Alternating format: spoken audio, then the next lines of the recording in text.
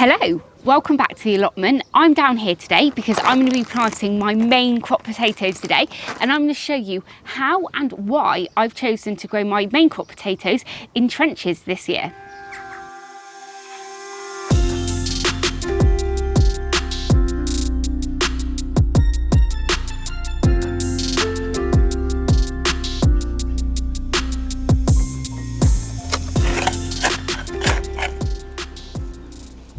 So, if you're familiar with my channel, you will know that I pretty much will choose no dig over digging any day. It's definitely easier than back-breaking digging. You don't need to worry about weeds so much, and it's less damaging to the soil structure. So in my opinion, digging is a win-win. But I'm going to tell you now the reasons that I've decided to dig trenches for the main crops this year. In the very first year that I took my allotment on, I was so excited to just have an allotment again, and it'd been a few years since I'd had a garden that I could actually grow vegetables in.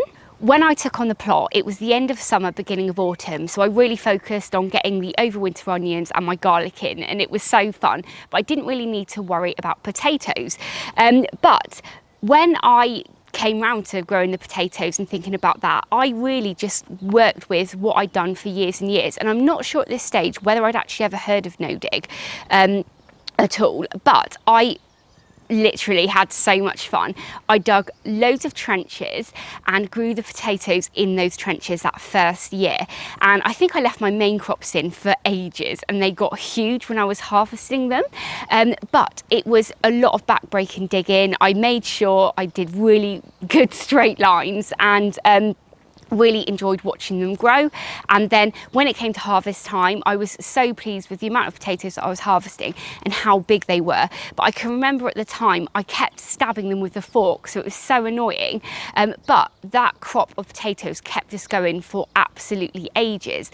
And in that second season, by that time, I had actually found out what no dig was, and I was really keen to grow the potatoes no dig if I could. I'd also got really interested in using grass clippings as mulching, so I thought that was the best idea. So I grew the potatoes in really shallow holes. I think it was around about a trowel deep, and then I just spent the whole summer putting loads of grass clippings all over them. And then when it came to the harvest time, I had the most terrible harvest of potatoes I've ever had.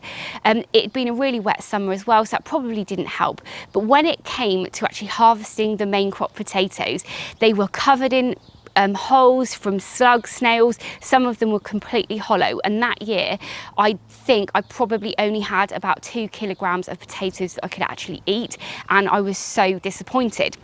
So the year after that, I thought I'm going to do no dig potatoes and use buckets. So I went out and bought loads of 30-litre buckets, and I thought this is the way to go.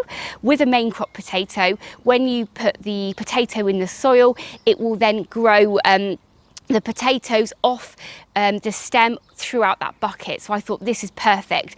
I can put them in there, just water them, don't worry about them, and I'm going to have some amazing videos where I'm harvesting like thousands of potatoes, and I'm just going to be a potato by the end of the winter because I'm going to just be eating them every day. So I went out and bought loads of peat-free compost, and if you are familiar with my channel, you'll know that I try and do things on the cheap where possible, and I'd already spent about £3 each on these buckets. So I went out and got the cheapest peat-free compost that I could use, filled up the buckets, and kept watering them throughout the summer, and it came to harvest time. Unfortunately, when I harvested these potatoes, it was the most rubbish potato harvest, again, I'd pretty much ever had. And I'm not sure, in comparison with the no dig and losing loads of them to slugs, whether I actually had about the same amount of weight of usable potatoes. And I think the main reason for this was just the compost that I'd used. It was cheap, peat-free, not very nutritious, and I probably didn't water them as much as I could have done. And now I find myself at the very beginning of the year 4 growing season, and with the last 3 years experience in mind, I have decided to grow my potatoes this year in trenches. Now, I would probably, if I had the choice and infinite budget, I would choose to grow them back in potatoes if I could, but I don't want to spend another kind of big amount of money this year on compost, and not really know what I'm dealing with until it gets to the harvest. So I've decided to get my potatoes dug in a trench down at this bottom end of my allotment. The only reason that I've chosen to use this part of my allotment to grow the potatoes this year is just because I haven't done much with this part of the allotment over the last year. I think it was fallow last year because I put some squash in here that then got nibbled by slugs straight away. But I can remember when I first took on this plot, I had my compost heap here and that had been spread on this area. So I should find that it will be pretty nutritious soil here and I won't have to worry about giving them a feed or anything like that later in the year. Another thing though is that this area of the plot, we are on a slight slope, is much more damp than the other areas. So hopefully that will mean I won't really need to water them too much, but I'm hoping that it's not going to be too damp for them.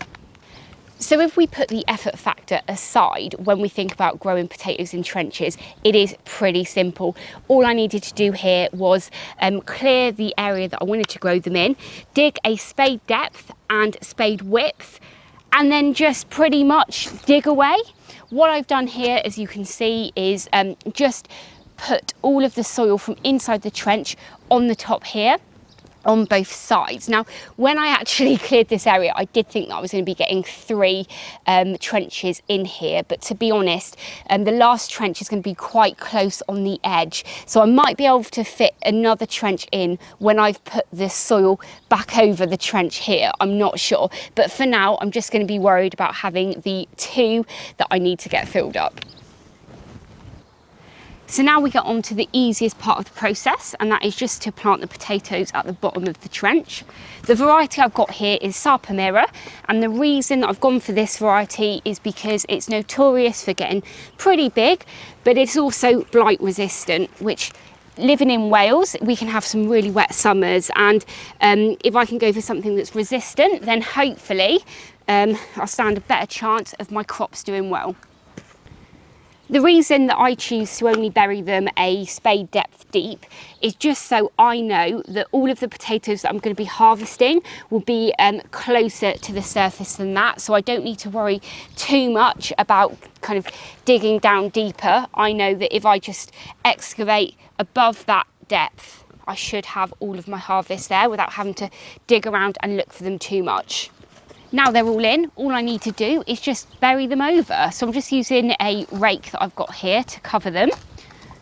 And I'm pretty much going to just fill the trench up completely, only holding a tiny little bit of soil back that I can use kind of later in the season if I'm worried that some of the tubers are going to get some light on, so I can just then hold a bit of this back to get them covered.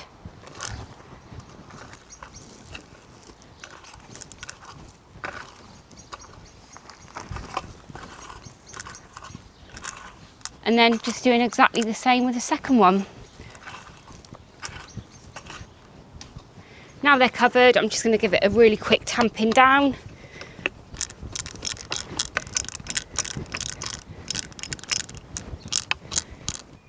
So there you go, that is how and why I've decided to grow main crop potatoes in trenches this year. I hope that my experiences over the last 3 years growing them in different ways has been helpful to you. I have a couple of potatoes left over, so now I've filled in this trench, I definitely think I've got room to put another row of potatoes in. So I'm going to get on with that now. Thank you so much for watching. If this is the first time you're watching one of my videos, please do hit that subscribe button and ring the bell to be notified of all of my latest videos.